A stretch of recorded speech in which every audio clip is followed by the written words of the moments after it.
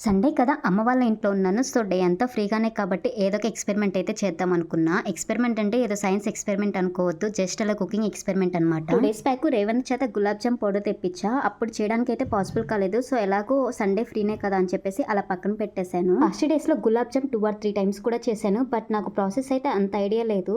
కుకింగ్‌లో మనకి ఏదన్నా చిన్న డౌట్ వచ్చినా సరే ఫస్ట్ గుర్తొచ్చేది యూట్యూబ్ ఒక్కటే కదా. సో, అలా యూట్యూబ్ చూస్తూ అయితే గులాబ్ జామ్ పౌడర్ అయితే కలిపేశాను. చాలా బాగా సాఫ్ట్‌గా కూడా వచ్చింది. నేనేదో అలా గులాబ్ జామ్ చేస్తూ వీడియో తీసుకుంటుంటే మిడిల్లో మా ప్రియాంష్ అయితే ఎంటర్ అయిపోయాడు అనమాట. ఇంట్లో ఏది చేసినా సరే మా ప్రియాంష్ ఇన్వాల్వ్మెంట్ అయితే కంపల్సరీ ఉండాల్సిందే. సో కొంచెం సేపు అలా మా ప్రియాంష్తో ఆడుకొని అండ్ ఆఫ్టర్ ఒక 10 మినిట్స్ తర్వాత అయితే గులాబ్ జామ్ బాల్స్ అయితే ప్రిపేర్ చేసి పక్కన పెట్టేసుకున్నాను.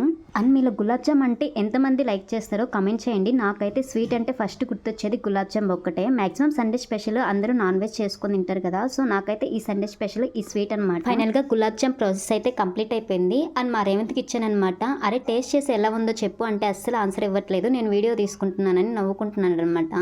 సో అండ్ నేను కూడా టేస్ట్ చూశాను. ఓకే పర్లేదు అనిపించింది. ఇంకా మన ఛానల్ ఎవరైనా ఫస్ట్ టైం చూస్తున్నట్లయితే లైక్ చేసి సబ్స్క్రైబ్ చేసుకోండి. అంతే వీడియో. By by.